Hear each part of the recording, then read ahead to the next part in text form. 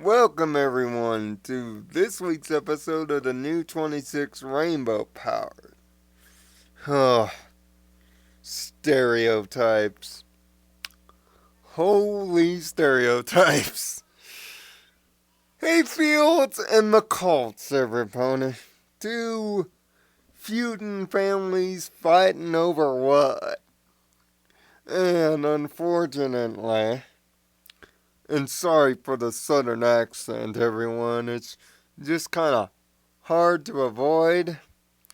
Unfortunately, my wife, Twilight and Fluttershy, get caught up in this massive food fight. Thank God it's nothing like the actual, you know, real life family feud that this kind of pseudo plays on.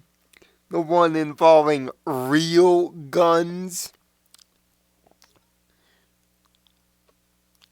But let's just say that this is about arguments, and the overall lesson is to sometimes agree to, well, disagree. Sometimes there are fights, no matter how dedicated you are in winning the argument or winning the debate, that you shouldn't win. There are fights that you should otherwise avoid on a social status, because sometimes, like most times in life, arguments can and inevitably do sometimes end friendships. And boy, is this a big argument. But let's just get to the elephant in the room, y'all. And it's the southern redneck stereotyping. Yes, I know this show has done stereotyping typing to a master degree. Look, Applejack herself is a massive southern stereotype. Nothing. It, Nothing like this episode shows the stereotypical nature of what people consider rednecks more than this episode. And no, it doesn't borderline on racism. Trust me, if Applejack was in this episode, it would be full blown racism at this point. But it's used in a rather uncomfortable manner, to say the least, especially for me, every pony. You see, I grew up in the deep South, more specifically, Lynchfield, Kentucky. You can't get more bluegrass than that. And heck, even my sister, Renee, still talks like that too, with the deep southern drawl. And some southern families, especially in the early days of the South, used to get in similar feuds like this. Of course, we all know the most famous one, the one that they're bringing up here. But that wasn't the only historical reference made in this episode. The reference to the Trojan horse was made via a carrot cake. Now, how exactly does a Trojan horse work with horses? I have to give credit to the humans in the animation crew and the thought process behind that. And most people's original fear of this episode, unfortunately, in my opinion, has followed through. And that's Fluttershy's use in this episode. She feels totally until the solution out of place in this episode. This feels absolutely wrong. Does any pony get the thought that if Applejack were in this situation, she would have figured out both sides of the fence between their argument and their skills?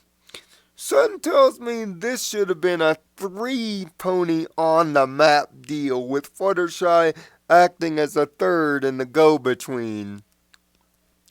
But I'd be remiss if I didn't bring up how adorable my waifu is in this episode. Oh my god, nerd. If last week was any indication with the book Senora that this character is still an over-organized, OCD-laden geek, then I don't know what else to tell you. List, books, over 1,000 plans. Honey, you're thinking too hard.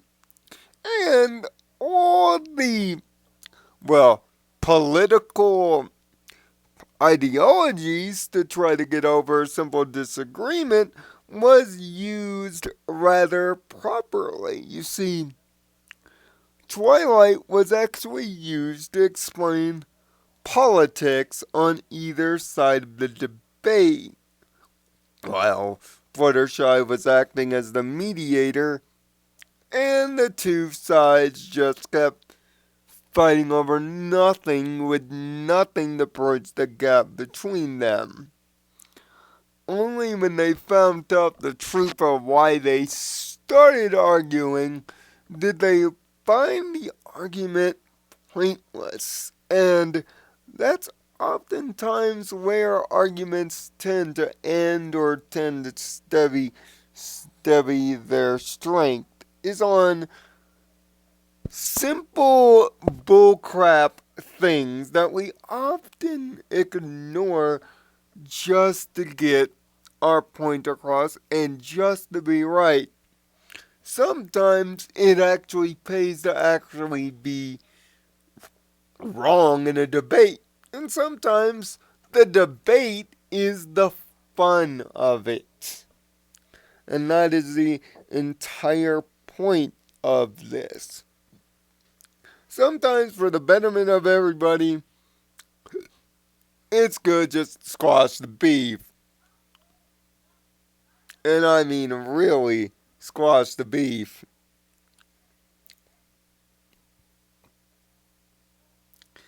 And sometimes the best laid plans, honey, often go awry.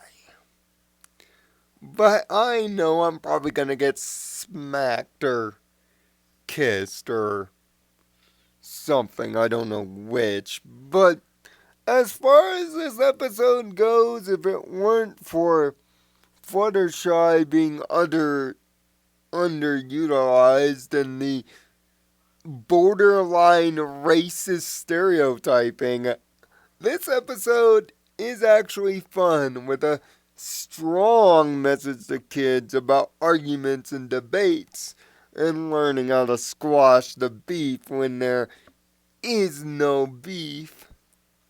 So, this episode is, how can I say it, at least a rip roaring good time.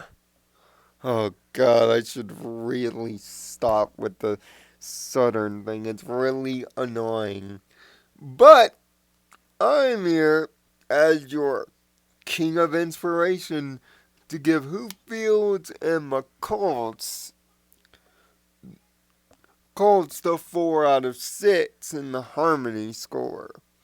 Great moral once again. Twilight at the absolute peak of her nerd powers.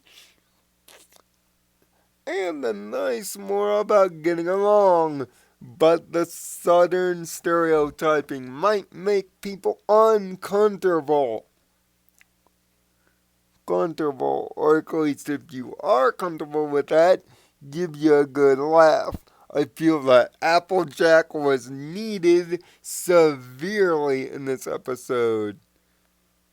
So then that's what keeps it away from being perfect. We've got 3 episodes left this season. We're coming down the home stretch. Say hi to your neighbor. As for helping, be kind to thy neighbor too. Until next time, find peace in your own nirvana.